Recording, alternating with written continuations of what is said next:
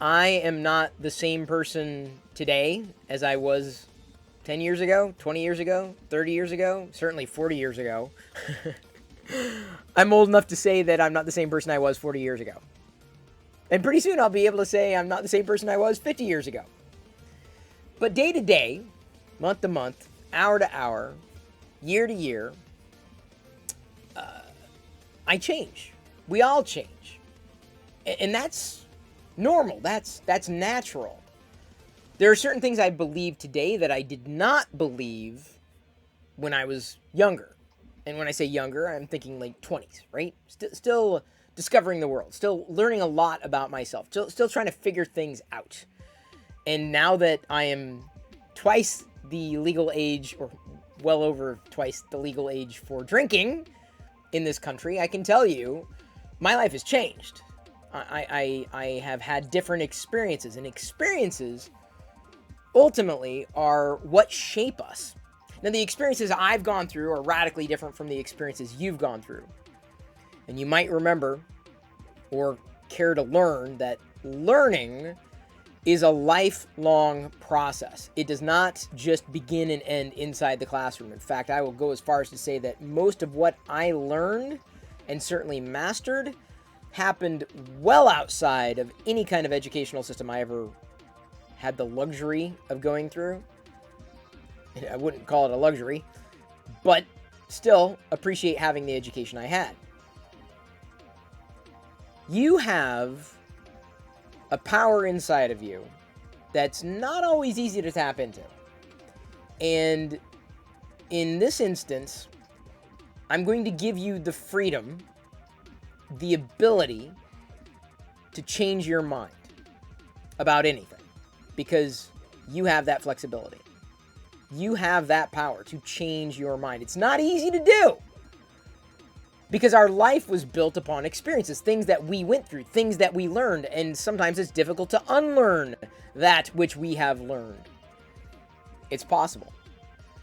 How does that happen? Well, an experience. Someone may explain something to you that is radically different from your worldview, and initially you may push back. In fact, that's probably your initial instinct. Me? If someone confronted me with, information, data, research, science that kind of flew in the face of my worldview, yeah, initially it would be jarring. And I probably reject it, as would most of us. If that wasn't our experience, and yet we were told that the experience we went through is not necessarily indicative of the truth that we see laid before us, whatever that happens to be.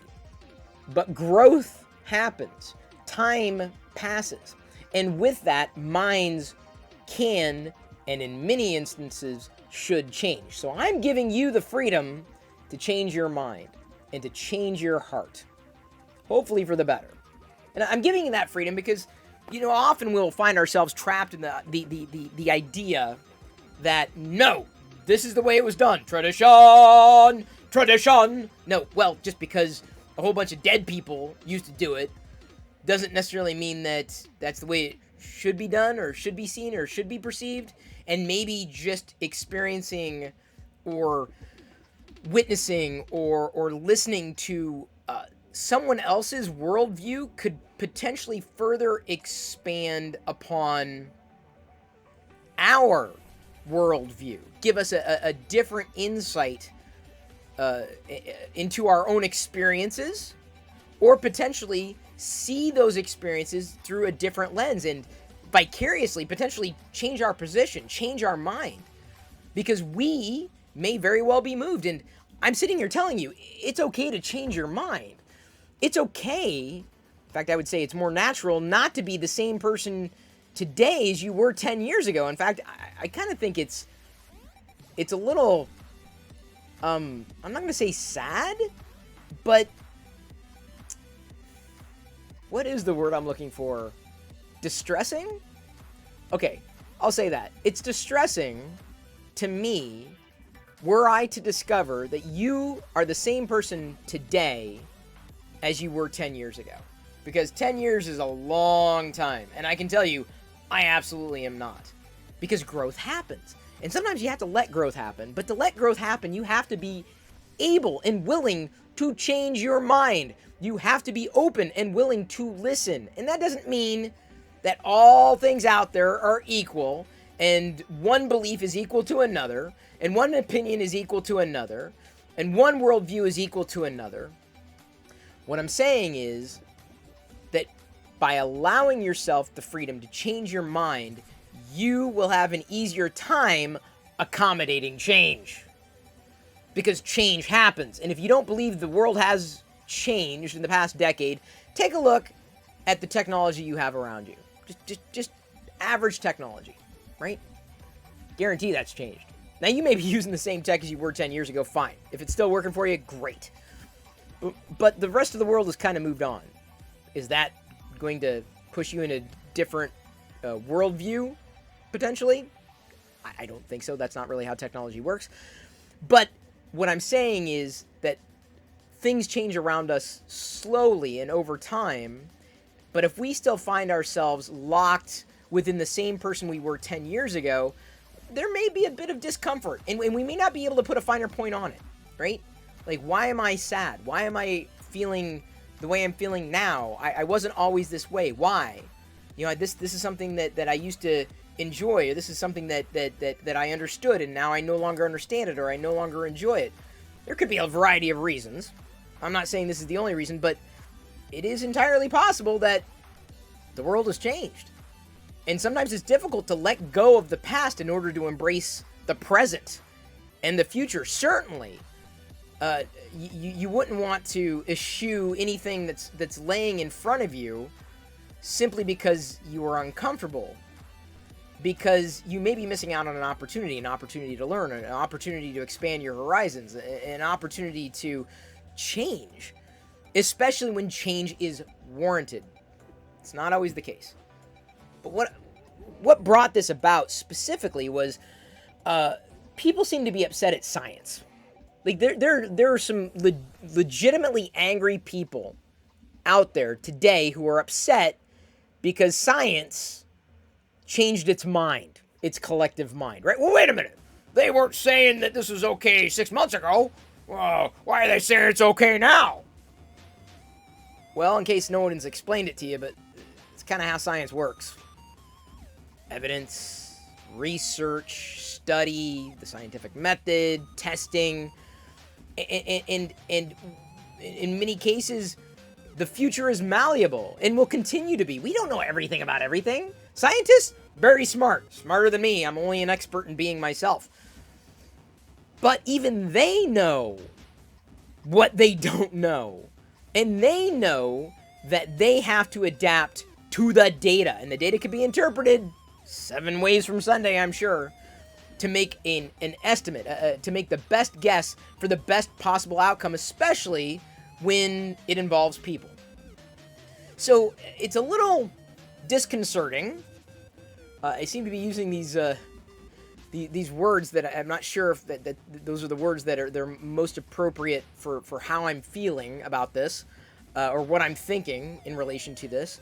But it's disconcerting for people to not give scientists the freedom to change because the science changed. The methodologies changed, the analysis changed, and there could be better outcomes. Like that's how it's supposed to work. It's never going to be written in stone. Like, there's a reason there are a lot of scientific theories, because we don't necessarily know, and we're in a constant state of not necessarily knowing. And to some people that might be a little scary. To other people, it's reassuring. And I happen to fall into the reassuring camp. I'm like, well, that's good. You know, because something could happen that could completely change our worldview. And if we are locked in to a certain view of how things are and how things need to be, we won't be able to adapt. And the world will just keep spinning on without us. So I'm giving you the freedom and the ability to change your mind, change your heart at any point in the future, because something might not be working for you anymore. Something that used to work for you, something that used to be, isn't anymore. And you know what? That's normal. Not necessarily comforting for everybody, but that's normal. Things change. And I'm not saying you have to change everything about your life, but what I'm saying is you have the freedom and ability to change your mind and change your heart. And certainly, vicariously, allowing other people to do the same. Because they are autonomous thinkers. They are autonomous people with their own thoughts and emotions, not yours. And just because 5 years ago they liked the iPhone doesn't mean that they're always going to like it. And doesn't mean that they like it today, and that's not a problem. And if you have a problem with somebody changing their mind, it's your problem. It's not the problem of the person who changed their mind. I'm using that as a very simple example to better illustrate what typically happens. You get used to someone being the thing that you thought they were, the person you thought they were, based upon their worldview or based upon their beliefs, or based upon the beliefs that you projected onto them. But when you discover that they're different, like, do you hold them accountable for how you viewed them? Do you hold them accountable for your view? How does that work exactly? How can somebody else be responsible for what you think? I would be interested to know, how does that work?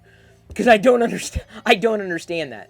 Because I believe that when someone believes something, and that's what they believe, that's where they stand, and then they change their mind, you can't get upset at them for changing their mind, because that's supposed to happen. That's normal. It's natural. You've got to give them the freedom to change their mind. Despite who they were, what they were, what they believed in, whether you believe in the same thing or not, they're another person. They're another human being.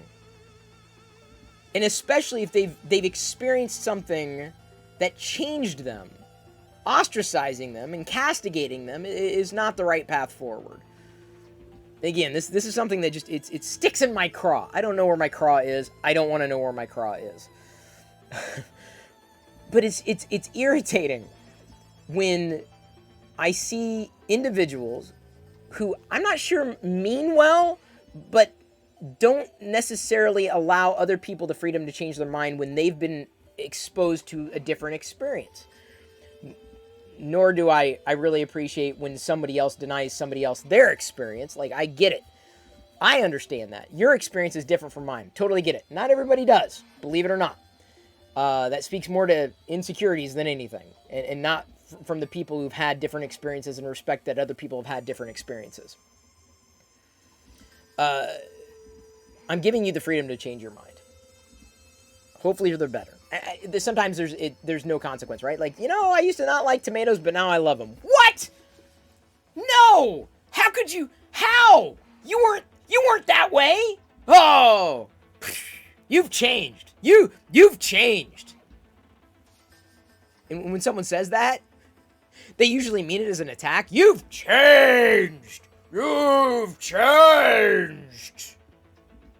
When in fact, more often than not, it's a good thing.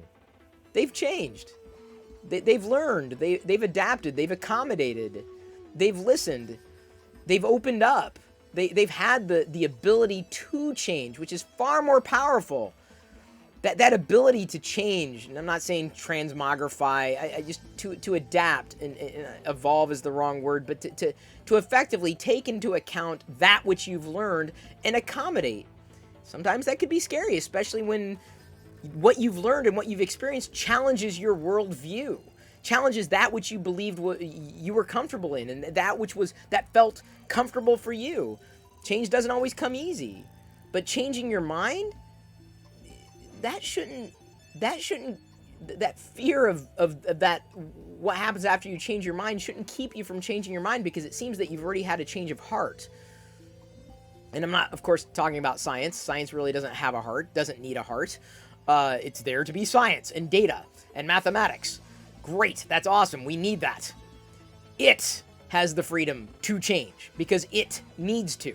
The science will change. So if you heard a report from scientists, the scientists, and what you hear now is different from what you heard 3 months ago, 6 months ago, a year ago, that's normal. That's supposed to happen. Okay? We're all doing the best we can. And if we lock ourselves into a certain belief structure and that's it, permanently written in stone, man, it's going to be a tough future.